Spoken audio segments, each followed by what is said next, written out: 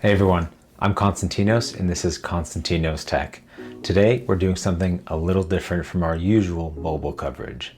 We're talking baby tech. I have been squarely out of commission for the last 11 months or so, but as sleep has started to return, so is a little time for YouTube.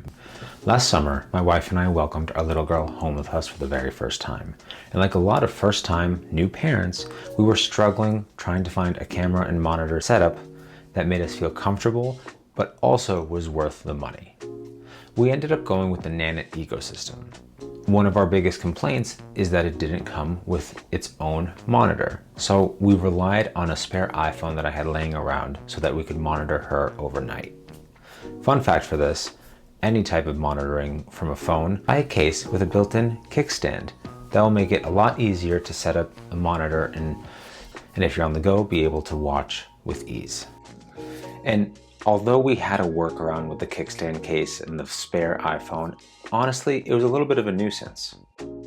Who wants to have their phone overheating and draining the battery all night long? And honestly, as first-time parents, we wanted to have the video available to us in case there was a disturbance. We would track every movement, every sound. She wasn't a very good sleeper, so it was pretty exhausting, hence the lack of YouTube videos for quite some time. This setup worked for us because I had a spare iPhone, one of the benefits of having a tech YouTube channel.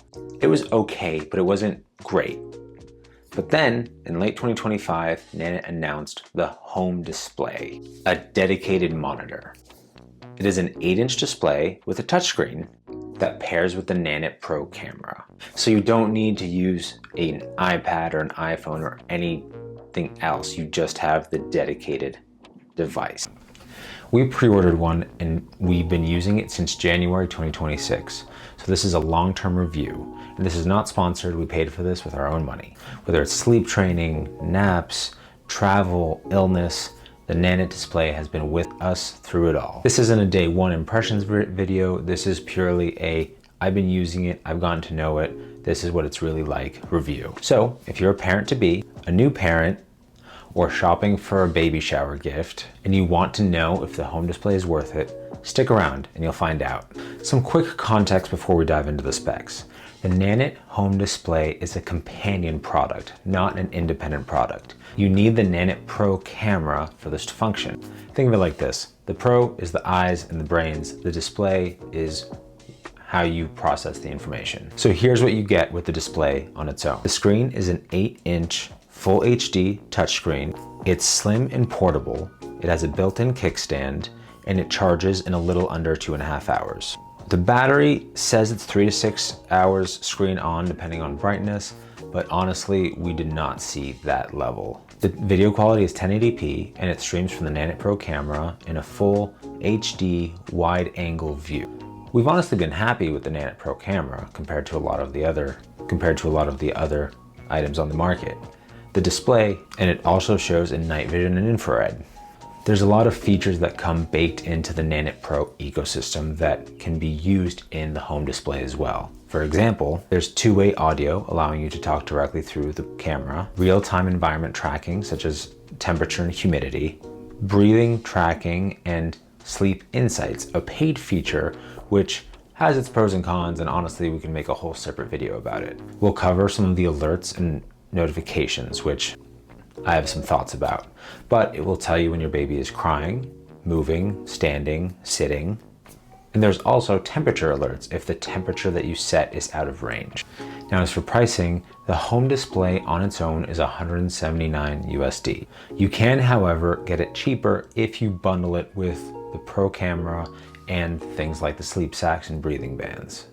Altogether, I think the bundle is $399, but you can find it on sale for $299. And to be extra clear, the Nanit app that comes to display the Pro camera is free.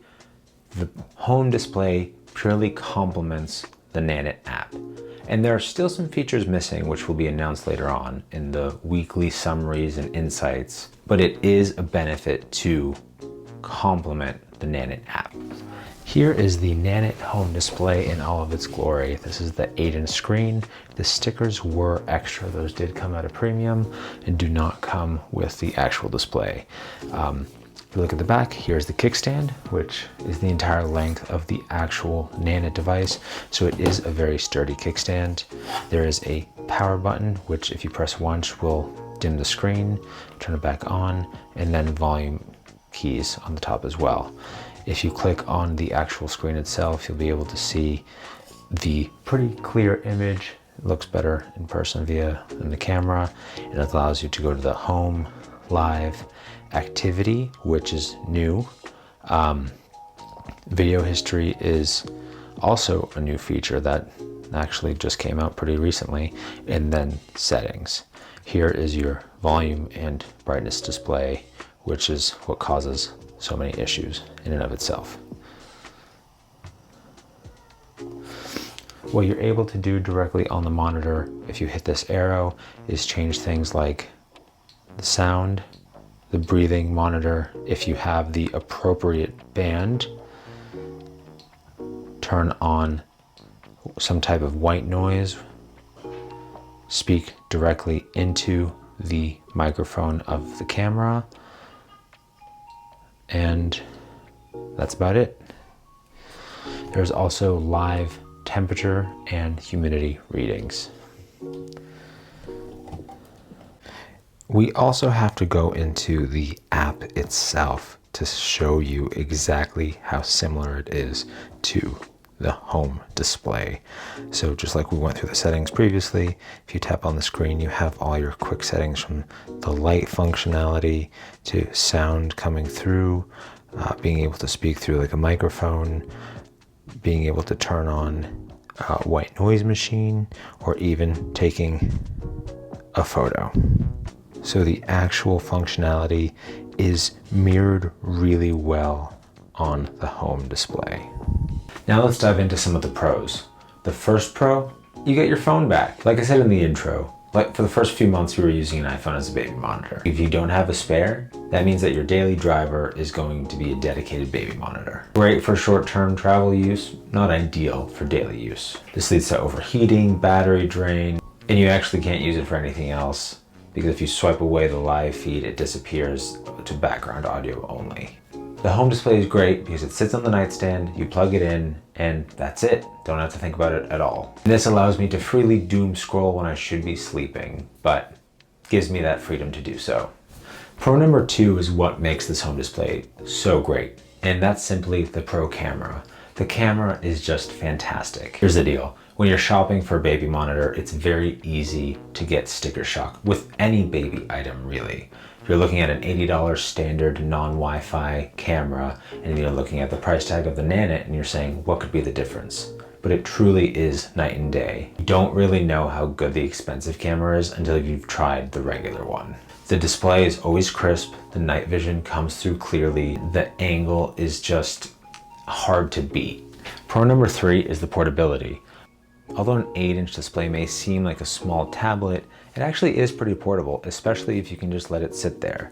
Battery is another issue that we'll talk about in the cons, but the portability is pretty great, especially with the built-in kickstand. We'll keep it on the bedroom throughout the evening, kitchen in the morning, and on the coffee table during the afternoon. Super easy to maneuver. And you don't need to repair it, it's one and done, which is really great. If we have a babysitter coming or we drop our daughter off with family, we just hand them the monitor and we don't need to download a new app on their phone and give them access. It's very simple. We talked about what's good. Let's talk about some of the cons now. And as much as I love it and still use the Nanit home display, no product is perfect. And after 6 months, I do have some legitimate complaints which I hope are fixed in the next iterations of the home display. So con number 1 is a big one, and it's the notifications on the home display. The notifications are absolutely maddening. Picture this, it's 3 in the morning, baby is screaming, you've been awake for who knows how long. You're staring at the display, your baby won't go back to sleep. And then all of a sudden, you get a notification that the baby is crying. Phone buzzes, the home display buzzes. Nanit, we know that the baby's crying. We're up with them. The possible cry detected doesn't need to be there. I can see her, I can hear her. I'm looking at the screen that is showing me the screaming baby that won't sleep. For a product that markets itself with machine learning and smart awareness, I think there would be some type of attentiveness feature that shows if you are actively using the display, it may pause the notifications, because that stopgap can be pretty frustrating. Con number 2 is the screen is just a little too bright. Even at the lowest brightness setting, it is a pretty bright emitting light.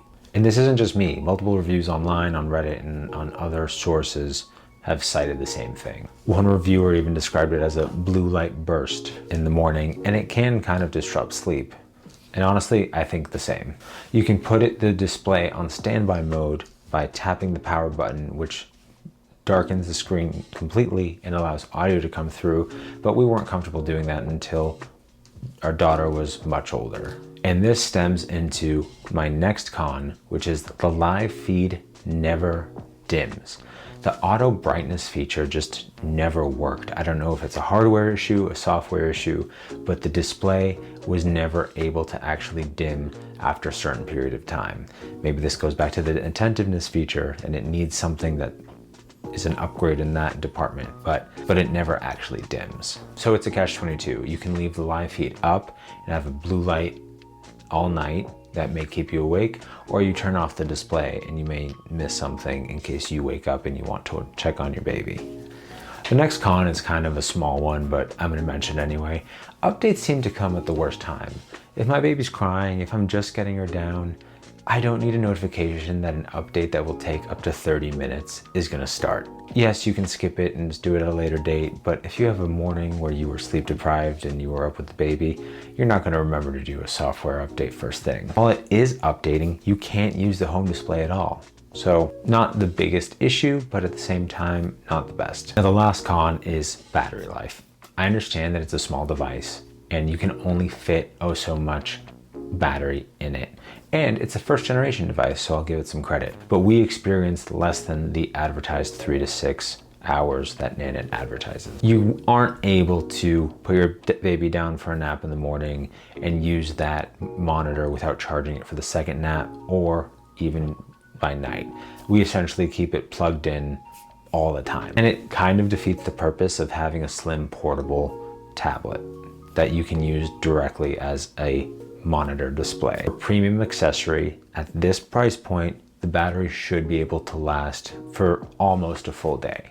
So after 6 months with the home display, where do I stand?